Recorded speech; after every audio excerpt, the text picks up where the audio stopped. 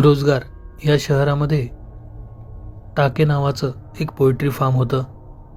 त्या पोएट्री फार्मचे मालक होते सुरेश टाके. अत्यंत गरीब कुटुंबातील व्यक्ती, पण त्यांनी आपल्या दमावर हे पोएट्री फार्म खूप मोठं केलं होतं. ह्याचं त्या शहरात बरंच नाव झालं होतं. त्याचबरोबर जिल्ह्यातही ह्या पोएट्री फार्मला बरीच ओळख होती. पोएट्री फार्मबरोबरच सुरेश हे चिकन आणि मटण सप्लायसुद्धा तेथे करायचे. त्यांच्या गावामध्ये त्यांचं दुकान खूप प्रसिद्ध होतं. त्यांच्या जिल्ह्याच्या ठिकाणी चिकनसाठी फेमस असलेलं एक रेस्टॉरंट होतं. ते खरं तर आंतरराष्ट्रीय दर्जाचं रेस्टॉरंट होतं आणि त्यांना मोठ्या प्रमाणावर चिकनची गरज असायची. सुरेश टाके ह्यांना एक दिवशी त्यांच्याकडनं फोन आला आणि त्यांनी ह्यांना जवळपास 100 किलो चिकनची ऑर्डर दिली. सुरेश खूप खुश झाले, कारण ती रेस्टॉरंटची चेन खूप मोठी होती आणि त्यांच्याकडनं बक्कळ पैसेही सुरेशला मिळणार होते. तारीख ठरवण्यात आली आणि सुरेशनी डिलिव्हरी द्यायचे कबूल केले. त्यांनी सुरेशच्या अकाउंटवर ॲडव्हान्स देखील पाठवली आणि सुरेशचा आनंद गगनात मावेनासा झाला. त्यांना असे वाटले की ही तर आता फक्त सुरुवात आहे. आता नेहमीच यांना आपल्याकडनं चिकन लागणार आणि मग आपण मालामाल होऊन जाणार. त्यांच्या गावापासनं जिल्ह्याचं ठिकाण बरंच दूर होतं. सुमारे 6-7 तासांचा प्रवास त्यांना करावा लागणार होता. ते ड्रायव्हरला म्हणाले, आज तुझ्यासोबत मी सुद्धा येतो, कारण ही पहिलीच डिलिव्हरी आहे. ते खूप जास्त आनंदित होते, त्यामुळे ते ड्रायव्हरसोबत जायला निघाले. त्यांनी रेस्टॉरंट मालकाला फोन केला की सकाळी 7 ते 8 वाजेपर्यंत चिकन तुमच्यापर्यंत पोहोचून जाईल. त्यावर मालकही हो म्हणाला. तो म्हणाला, ठीक आहे, असंही रेस्टॉरंट आम्ही 10 वाजता उघडतो, त्याआधी आमच्यापर्यंत चिकन पोहोचलं तर पुरे आहे. एक छोटा ट्रक घेऊन सुरेश आणि ड्रायव्हर नवीन तांबे असे दोघेजण त्या वाटेने जायला निघाले. काही वेळानंतर ते रोजगार शहराच्या बाहेर सीमेत पोहोचले आणि ते पुढे जाऊ लागले. त्या दिवशी हवा बरीच थंड होती आणि रस्त्याने ट्रॅफिकही दिसत नव्हते. रात्री सुमारे 11 वाजता दोघांनाही खूप भूक लागली, त्यामुळे त्यांनी एके ठिकाणी गाडी थांबवली. ज्या ठिकाणी त्यांनी गाडी थांबवली त्या ठिकाणी एक मोठं अवाढव्य वाढलेलं चिंचेचं झाड होतं. ड्रायव्हरने आपल्या गाडीच्या मागच्या बाजूला ठेवलेला 3 लिटरचा गॅसचा स्टोव्ह काढला आणि त्यांनी तिथेच मॅगी बनवायचे ठरवले. मॅगी वगैरे खाऊन इथेच आजची रात्र काढू आणि पुन्हा प्रवासाला लागू. आपण सकाळी 4-4:30ला जरी निघालो तरी आपण 7 वाजेपर्यंत जिल्ह्याच्या ठिकाणी पोहोचू, असा त्यांचा एकूणच अंदाज होता. त्यांनी तिथेच मॅगी बनवली आणि जेवण वगैरे करून तिथेच त्यांनी चहाही बनवला. नंतर चहा घेत सिगरेटचे झुरके घेत ते दोघेजणे गप्पा मारू लागले. आता रात्रीचे सुमारे 12:45 झाले होते. ते गाडीमध्ये गेले आणि त्यांनी कॅबिनमध्ये झोपायचे ठरवले. काही वेळानंतर त्यांच्या असं लक्षात आलं की वाहन हलू लागलं होतं. त्यांना प्रश्न पडला की नेमकं हे का होत आहे. ते दोघे गाडीच्या खाली उतरले आणि पाहू लागले की नेमका हा काय प्रकार आहे. पण त्यांना आसपास कोणीच दिसलं नाही. पण जेव्हा ते गाडीत बसले होते तेव्हा त्यांना असं जाणवत होतं की जणू कोणीतरी गाडीला एका बाजूने ढकलत आहे. त्यांनी जेव्हा गाडीच्या वरच्या बाजूने पाहिले तेव्हा त्यांच्या अंगावर सर्रकन काटा आला, कारण गाडीच्या वरच्या बाजूला काही चित्रविचित्र आकृत्या हालताना त्यांना दिसू लागल्या होत्या. जेव्हा त्यांनी आपल्या मोबाईलची टॉर्च ऑन करून त्या दिशेने फिरवली तेव्हा त्यांच्या लक्षात आलं की त्या झाडाच्या डगळ्या होत्या, ज्या खाली लोंबकळत होत्या. ते दोघे हसले आणि पुन्हा कॅबिनमध्ये जाऊन झोपू लागले. परंतु गाडी पुन्हा त्याच प्रकारे हलू लागली आणि त्याचबरोबर एक गुरगुरण्याचा आवाज त्यांना मागून येऊ लागला. आता ते दोघे चांगलेच घाबरले आणि ते ओरडू लागले, कोण आहे तिथे, समोर या कोणी असेल तर. पण समोरून काही प्रतिसाद आला नाही. ती जीवघेणी शांतता आता त्यांना अधिकच भयानक वाटू लागली. त्यांचं पुन्हा गाडीच्या वर लक्ष गेलं, पण यावेळी त्यांना ज्या सावल्या दिसल्या त्या थोड्या विचित्र होत्या. त्या सावल्यांमध्ये लहान लहान माणसं दिसत होती. साधारण उंचीपेक्षा खूप कमी असलेली ती माणसं होती आणि बहुधा हा विचित्र आवाज त्यांचाच होता. ड्रायव्हर आणि सुरेश दोघेही आता खूप घाबरले होते.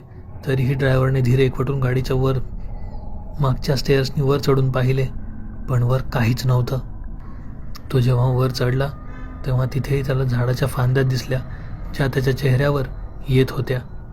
त्याच्या चेहऱ्यावर अचानक त्याला खाज जाणवू लागली. तो चेहरा खाजवतच खाली आला आणि म्हणाला, वर तर काहीच नाही आहे, फक्त या झाडाच्या फांद्या आहेत, त्याच हालतायत. घाबरण्याचं काही कारण नाही.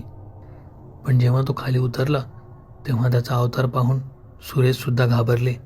ते म्हणाले, अरे तुझे डोळे पूर्ण लाल झाले आहेत आणि चेहरा असा का झाला आहे तुझा? तसा तो गाडीच्या आरशात पाहू लागला. खरंच त्याचा चेहरा थोडा सुजल्यासारखा दिसत होता आणि त्याचे डोळे पूर्ण लाल झाले होते आणि डोळ्यातनं पाणी वाहत होतं. त्याने गाडीच्या कॅबिनमधून पाण्याची बॉटल काढली आणि चेहरा धुवून घेतला. शेवटी या सर्व गोष्टींकडे दुर्लक्ष करत त्या दोघांनी झोपायचे ठरवले. दोघेजण कॅबिनमध्ये गेले. आता तो गुरगुरण्याचा आवाजही बंद झाला होता.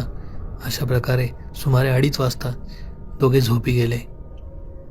सकाळी 4च्या सुमारास दोघांना जाग आली. दोघं फ्रेश झाले आणि ते त्यांच्या ठरलेल्या ठिकाणी जायला निघाले. त्यांनी ठरवलं की परत येतानाच आता ब्रेकफास्ट वगैरे करूया. सुमारे अर्ध्या तासानंतर ते आपल्या प्रवासाला जायला निघाले. ड्रायव्हरला आता थोडं विचित्र वाटू लागलं होतं, कारण गाडी त्याला कालच्यापेक्षा थोडी हलकी झाल्यासारखी वाटू लागली होती. ड्राईव्ह करताना ह्या गोष्टी त्याला जाणवल्या. त्याने ही गोष्ट सुरेशला देखील बोलून दाखवली, पण सुरेश म्हणाला, आपली झोप व्यवस्थित झालेली नाही आहे ना, त्यामुळे तुला असे भास होत असतील, दुर्लक्ष कर त्याकडे. अशा प्रकारे ते सणसवाडीकडे जायला निघाले. सणसवाडीमध्ये दाखल होताच त्यांनी पाहिलं, लहान गल्ल्याबोळ्यांनी वसलेली अशी एक वाट त्यांना त्या हॉटेलच्या दिशेने घेऊन जात होती. शेवटी ते त्या हॉटेलसमोर येऊन पोहोचले. सूर्याची कोवळी किरणे डोळ्यावर पडताच दोघांनाही फार छान वाटले आणि रात्रीची झोप न झाल्यामुळे आलेला थकवा एकदम गेल्यासारखा वाटला. त्या हॉटेलचे कर्मचारी बहुधा त्यांची वाट पाहतच होते. त्यांची गाडी आलेली पाहताच ते सर्व बाहेर आले आणि ते माल उतरवण्यासाठी गाडीच्या मागच्या बाजूला गेले. जेव्हा ड्रायव्हरने मागची बाजू उघडून दिली तेव्हा सर्वजण आश्चर्यचकित राहिले, कारण गाडी पूर्णपणे रिकामी होती. गाडीत मांसाचा एक तुकडाही शिल्लक राहिला नव्हता. एका कर्मचाऱ्याने ही गोष्ट बोलताच ड्रायव्हर आणि सुरेश दोघेही मागे आले आणि दोघंही स्तब्ध झाले, कारण गाडी पूर्णपणे रिकामी होती. आता मात्र ड्रायव्हर आणि सुरेशला सकाळची गोष्ट आठवली, जेव्हा ड्रायव्हर म्हणाला होता की गाडी खूपच हलकी हलकी वाटत आहे. पण त्यांना हा प्रश्न पडला की रात्री गाडीमध्ये असलेलं 100 किलो मांस गायब कुठे झालं. ते दोघे आपापसात बोलू लागले, बहुतेक आपण काल जिथे गाडी उभी केली होती तिथेच काहीतरी विचित्र होतं. त्यांचं बोलणं ऐकून तिथला एक कर्मचारी म्हणाला, तुम्ही काल गाडी थांबवली होती कुठे? रस्त्यात एखादं चिंचेचं झाड लागलं होतं का? त्याचं ते बोलणं ऐकून दोघे पुन्हा स्तब्ध झाले आणि म्हणाले, हो, तुम्हाला कसं माहीत?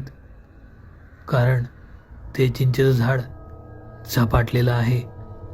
असं म्हणतात की त्या झाडावर असंख्य अतृप्त प्रेतात्म्यांचा वावर आहे आणि ते प्रेतात्मे माणसाच्या नरडीचा घोट घेण्यासाठी आसुसलेले आहेत. तिथे एखादा व्यक्ती गेला तर तो कधीच जिवंत परत येत नाही. आणि त्यातल्या त्यात तुमच्याकडनं काल 3 चुका झाल्या. 3 चुका? त्या कोणत्या? पहिली गोष्ट तर रात्रीचं तुम्ही मांस घेऊन प्रवास करत होते. दुसरी गोष्ट, तुम्ही चिंचेच्या झाडाखाली थांबले आणि चिंचेच्या झाडावर भूतांचा आणि प्रेतात्म्यांचा वावर असतो. आणि तिसरी सगळ्यात महत्त्वाची गोष्ट म्हणजे काल अमावस्या होती. त्या व्यक्तीचे हे बोलणे ऐकून नवीन आणि सुरेश दोघांच्या अंगावर सर्रकन काटा आला आणि त्यांना समजले की काल रात्री ज्या सावल्या आपण पाहत होतो त्या प्रेतात्म्याच्या होत्या. तो व्यक्ती पुढे बोलू लागला, तुमचं नशीब बलवत्तर की हे फक्त ह्या मांसावर निभावलं. जर तुमच्या गाडीत काल मांस नसतं तर बहुधा तुम्ही आज जिवंत नसता. हा विचार त्या दोघांच्या डोक्यात येताच दोघे सुन्न झाले. हॉटेल मालकालाही हा सर्व प्रकार त्यांनी सांगितला. तोही त्यांच्यावर न चिडता ठीक आहे म्हणाला आणि त्या दिवशी त्यांनी दुसऱ्या कुठून तरी चिकन अरेंज केले. नवीन आणि सुरेश पुन्हा आपल्या शहराकडे जायला निघाले सुन्न मनाने. दोघांच्याही डोक्यात फक्त एक विचार घुमत होता, काल जर आपल्या गाडीत मास्क नसतं तर. तुम्हाला जर ही कथा आवडली असेल तर व्हिडिओला लाईक करा. व्हिडिओ कसा वाटला हे कमेंटमध्ये सांगायला विसरू नका. जर आपण ह्या चॅनलवर पहिल्यांदा आले असाल तर चॅनल सबस्क्राईब करा आणि बेल आयकॉन दाबा, म्हणजे भविष्यात येणाऱ्या व्हिडिओचे अपडेट तुम्हाला नियमितपणे मिळत राहतील. तुमच्याकडेही अशाच काही कथा किंवा अनुभव असतील तर आम्हाला आमच्या ईमेल आय डीवर नक्की पाठवा. माझा मेल आय डी मी डिस्क्रिप्शनमध्ये दिला आहे. त्याचबरोबर हा व्हिडिओ आपल्या सर्व मित्रांना शेअर करून चॅनलला जास्तीत जास्त सपोर्ट नक्की करा. धन्यवाद.